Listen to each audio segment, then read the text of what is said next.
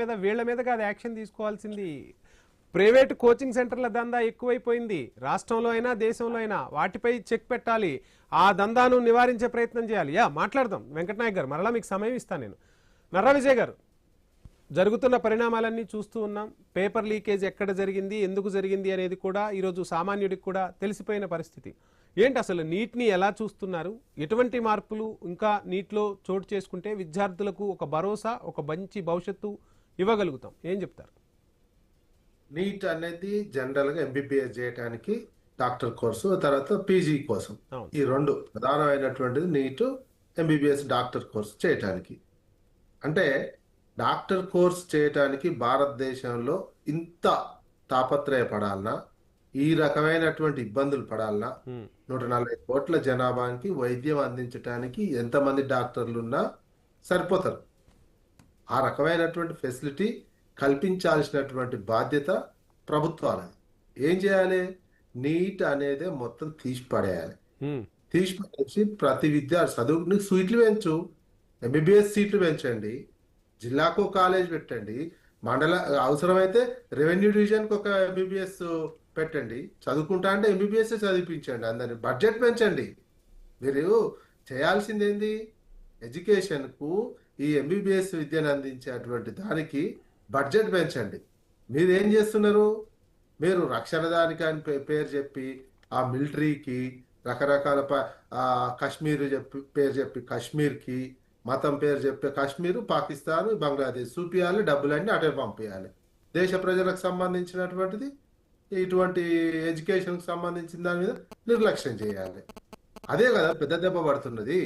ఎందుకు విదేశీకి సంబంధించినటువంటి చైనా ఉందనుకోండి, మీరు దాంతో పోల్చుకోరు. మళ్ళా ఎంతసేపటి పాకిస్తాన్, బంగ్లాదేశ్తో పోల్చుకుంటారు. పోల్చుకొని రకరకాలుగా చేస్తుంటారు. మీరు చైనా ఎడ్యుకేషన్ ఎట్లా కేటాయిస్తుంది, అమెరికా ఎట్లా కేటాయిస్తుంది ఎడ్యుకేషన్కు, కేటాయించండి. అట్లా డబ్బులు కేటాయించండి. కేటాయించి ఈ గొడవ, ఎగ్జామ్ గొడవ, ఈ గొడవ విద్యార్థులకు ఏమీ ఉండదు. ఎవడైతే ఎంబీబీఎస్ చదవాలనుకుంటున్నా వాడు చదివేస్తాడు. ఆ రకమైన ఫెసిలిటీ కల్పించండి. ఆ రకమైనటువంటి మైండ్ సెట్, ఆ రకమైనటువంటి స్టేట్స్మెన్షిప్ దేశ పాలకులకు ఉండాల్సినటువంటి అవసరం ఉన్నది. నిరంతరం ఒక మత్తులో పెట్టి ఏ యూత్ కావచ్చు, మధ్యతరగతి కావచ్చు, మనం ఏం చేసినా చెల్లిపోతుంది, ఓ మతం పేరు చెప్తే చెల్లిపోతుంది అనే ధోరణితోటి వీళ్ళు 14 సంవత్సరాల నుంచి 15 సంవత్సరాల నుంచి నడుపుకుంటూ వస్తున్నారు పరిపాలన. ఎప్పుడో ఒకసారి నిజం తెలుసుకుంటారు. సమాజం, విద్యార్థులు ఎవరో ఒకసారి, ఎప్పుడు ఒకళ్ళే నడవదు. నిజం తెలుసుకుంటున్నటువంటి దశలో ఉన్నది ఇప్పుడు భారతదేశము. ఇంకా నిజం తెలుసుకుంటున్నటువంటి దశకే ఈ మాత్రం ఎఫెక్ట్. ఇక నిజం తెలుసుకున్న తర్వాత వేరే ఉంటది. ఎవరు ఆపలేనటువంటి ఇది అదే కనిపిస్తుంది. ఇది ట్రైలరే. మోసాలు ఇవన్నీ 15 ఏళ్ల నుంచి వచ్చినటువంటి భరించారు. 15 ఏళ్ల నుంచి అన్ని రైతు ఉద్యమాలు వచ్చినాయి, రకరకాల వచ్చినాయి, అన్ని వచ్చినా కానీ ఏదో ఒక కారణంతో ఇప్పుడు కూడా ఏమంటున్నారు? ఇప్పుడు ఇలా దేశద్రోహులు ఉన్నారు, అమెరికన్స్ ఉన్నారు.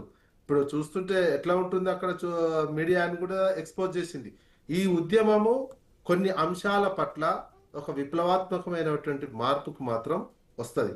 ఏంటి మీడియా, ఏంటి ప్రభుత్వాలు, ఏంటి ఏ రకంగా ఎవరు వ్యవహరిస్తున్నారు అనేది మాత్రం చాలా క్లియర్ గా ఇది ఒక ఎక్స్పోజ్ మాత్రం చేయగలిగింది. నెక్స్ట్ ఎట్లుంటుందో నెక్స్ట్ దశలో చెప్పలేం, కానీ ఈ ఉద్యమం చాలా క్లియర్ గా ఒక గుణపాఠాలు నేర్పింది. కొంతమందికి అవేర్నెస్ నేర్పింది, కొంతమందికి చైతన్యం నేర్పినటువంటి ప్రక్రియ ఈ ఉద్యమం జరిగింది.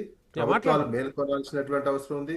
ఏదో మసిబుసి మాయ చేసి ఆ మతం ఈ మతం చెప్పి కుదరనటువంటి అంశంగా తేలింది. ప్రతిభలక్ష్మి గారు నమస్కారం. మీరు ఒక డాక్టర్గా ప్రాక్టీస్ చేస్తున్నారు. అప్పటి నుంచి ఇప్పటి వరకు వచ్చిన